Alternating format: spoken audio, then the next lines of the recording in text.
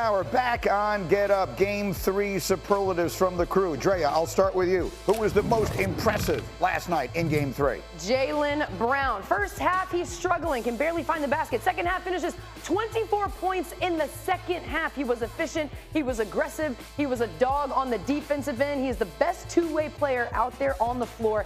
He led the team, especially in the second half when they needed it the most. And that shot at the end to put them up 4 instead of up 2 was big time, Jaylen Brown. Yeah, huge night all the way around. CJ, let us come to you. What was the biggest surprise to you last night? I thought it was how the Celtics won. No Porzingis, no problems. Obviously, you look at Sam Hauser. He hits big shots in the first half. Tillman comes in, driving kick, big shots, was great defensively in the pick and rolls. And then the poise of the Celtics to win down the stretch.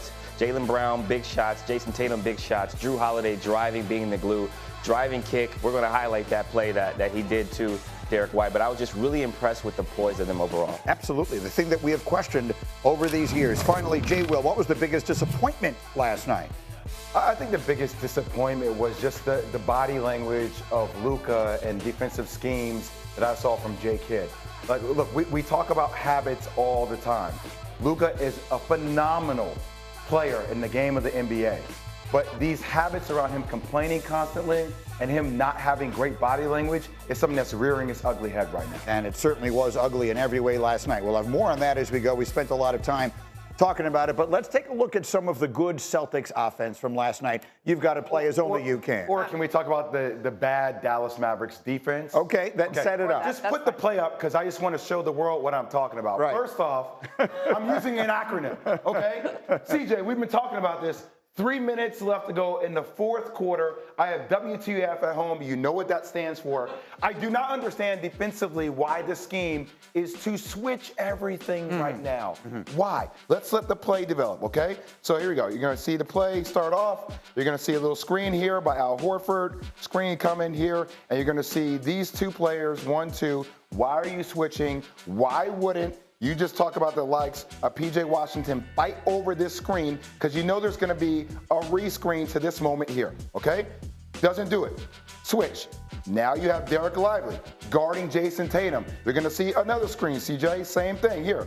That should just, you obviously know what's going to happen now. These two are going to switch. As the play happens, now you have Derek Lively in a situation where you have a young player, right, a rookie on the perimeter as a big guarding the likes of a guard. As the ball gets rotated to the side, I don't know why he always does that. The ball gets rotated to the side. Now you're going to see Drew Holiday drive towards the baseline. As he drives towards the baseline, Kyrie's going to come here, and now you're going to have my man right here, Derek Lively, in no man's land. Because in no man's land, now as a big, you have to guard 2 perimeter players. You have to make a decision. You have to hedge. Which one are you going to hedge? As he comes to the baseline, are you drifting towards the baseline, or are you staying in between the two? CJ, bigs don't have the experience of making those type of decisions on the perimeter. Am I correct? No, you're correct, and I think you got to credit Drew Holiday here because he makes a hell of a play. He drives baseline drive, baseline drift, right? Kyrie trapped the box. He's supposed to do that. He does his job. Derek Lively splits 2 on the backside. Standard defense, you split 2.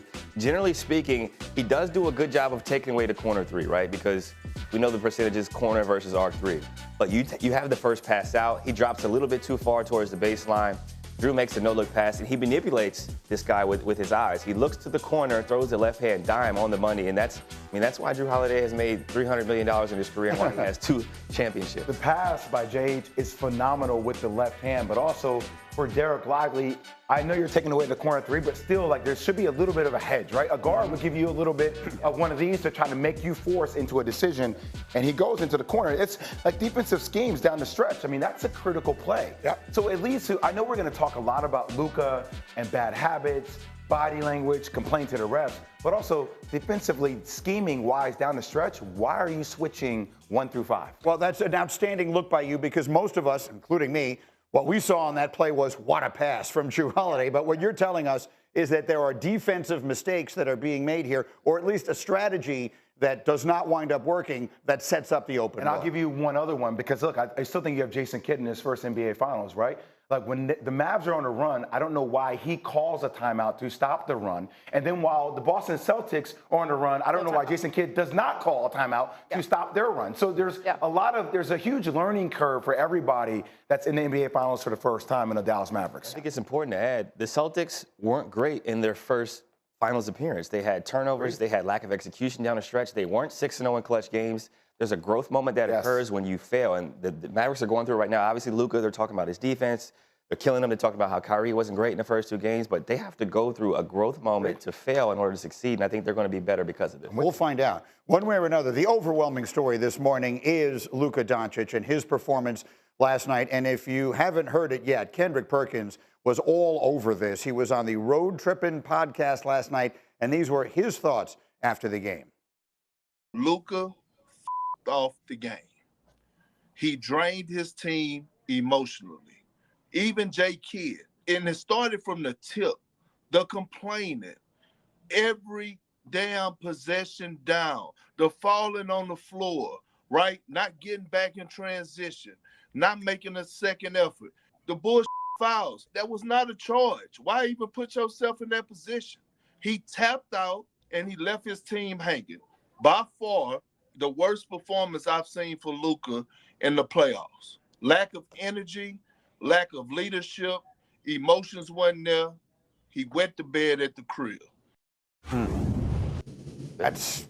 It's harsh, but whether you agree with the very specific way he put it or not, the context of what he's saying is 100% right. Yeah, I think the word that I really love that Perk used that I didn't even think of was draining. Like it is draining to watch your superstar, someone that's supposed to be your leader, constantly complaining, constantly frustrated, constantly with his hands up in the air. It's not fun to work with anybody like that in any field. If we all had someone up here standing with us that was constantly complaining about the show, we would be drained. We wouldn't be able to do our best work. And he could not do his best work. Defensively, he was completely checked out for the majority of the game. The only time he started trying to play some defense was when the offense got going and they got back into the game. Then he all of a sudden wanted to be a defensive superstar. The draining, that part of it for me really stood out. There were so many times where I just caught myself watching Luka and feeling like, is he okay? Like he has to pull it together, and he never did. Well, the eye test tells you all you need to know sometimes, but we can also add numbers to it. Cindy, let's put the full screen up on the defense there. According to Second Spectrum, the Celtics are blowing by Luka Doncic on drives 67.7% of the time. That's the highest blow-by percentage on drives by a single defender in any playoff series in the last 10 years. And as you see, the other 2 worst ones were both Luka this year. It was Luka against the Thunder, it was Luka against the Clippers, and now it's Luka against the Celtics. So while we had somewhat praised, Windy, his defensive effort a few times along the way in these playoffs, he seemed to be giving it a go. This obviously has been a reversal to form, and last night was really perhaps in the great career of Luka Doncic, and it is that. Last night in the NBA may have been, for that reason, his worst moment. Yeah, one of the reasons why it's happening so much in this series is that the Celtics are so strong with the 5 people they put on the floor. There's no place for Luka to hide. It is commonplace for teams to put their weakest defensive player on an opponent who isn't going to be very involved in the offense. It's standard procedure, and that's worked a lot. You know, Luka's been a first-team All-NBA player playing with that strategy. It's worked for plenty of victories in the playoffs for the Mavericks over the last 3 years. But this Celtics team, there's just no weak spot. You know, there was one point in the third quarter where they were just getting, boat raced, where Jason Kidd kind of desperately went to zone because they were having so much trouble keeping Luka in front of somebody. Well, you give, the Celtics zone, it's like putting raw meat in front of a lion. And they, had 2 possessions where they threw like 9 passes and generated 2 wide open threes. And so part of this is not just Luka's failings. Part of it is the Celtics just being a terrific team. But obviously, if they're going to get to the mountaintop, they got to do better.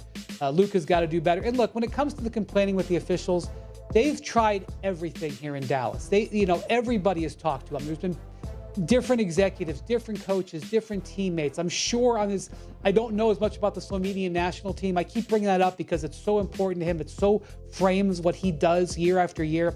I'm sure they've tried everything there. This has got to be something Luka's got to handle. And, I'm sure they're going to come out and defend him today. And I'm sure they're going to come out and try to, put a better foot forward. But this scrutiny that's going under right now, privately, it wouldn't surprise me if the Mavericks were happy because something has got to give to get this guy to the highest level. He's right there just below the mountaintop. But to get to the mountaintop, he's got to take it on himself in dealing with these failings. Wendy, that's why I said before, this is habits. Like, and by the way, he's been the greatest at every stage of his career that he's played at, right? So in order to achieve things you've never done before, you have to be willing to do things you've never done before. And this is the next step for him to get over that hump. Like those habits around regulating, deregulating his emotion. And also, guys, let's be honest about it, conditioning. For the way they want to win with his usage rate, with the volume of possessions he plays, like your conditioning has to be better combined with how you deregulate and regulate your emotions. Look, at the end of the day, what is it you're doing when you're looking at the officials? You are blaming someone else for the things that are not going well sometimes. And the really successful people, a very smart person once told me, the most successful people, when things don't go the way you want them to, start by asking, what did I get wrong? And maybe that's what he will do. I think it is a real possibility that when this series is over and he's absorbing all of it, if he looks in the mirror and says, what part of this was my fault, this could, to Wendy's point, wind up being a good thing for him. We heard the two leaders on Boston's side do that for Boston. When Jason Tatum, when we played this down, and he said, hey, we can work to get a great shot. We don't need to settle for a three. And then he paused and he said, myself included. And then Jaylen Brown said, hey, this is time where we graduate. That accountability from both of those players is huge. For Luka, too, when you talk about fatigue, when you talk about conditioning, we also have to take into account that he's hurting, right? Physically, we know he's been banged up. When you're hurting, when you're tired, when things aren't going your way, that's when you have to be sharper. That's when you have to fine tune. That's when every detail matters. And he completely lost his attention to detail throughout the game. Yeah, he is getting numbing injections for a thoracic contusion as this goes on, which, you know, we can sort of slough that off and say, well, this is what professional athletes do. Obviously, that is going to be a factor in how he's going. But at the end of the day, in the NBA Finals, there's no room for excuses or of any kind, right? You're out there, you've got to do everything you can, and you cannot give your team the kind of effort that he gave it last night. Well, you know, CJ, when we talk about conditioning, it's not just physical conditioning, it's conditioning of the mind as well. Like to play through those challenges and not to lose yourself in the emotions, but refocus back on the moment of the game. Oh, we haven't even gotten to what Joel Embiid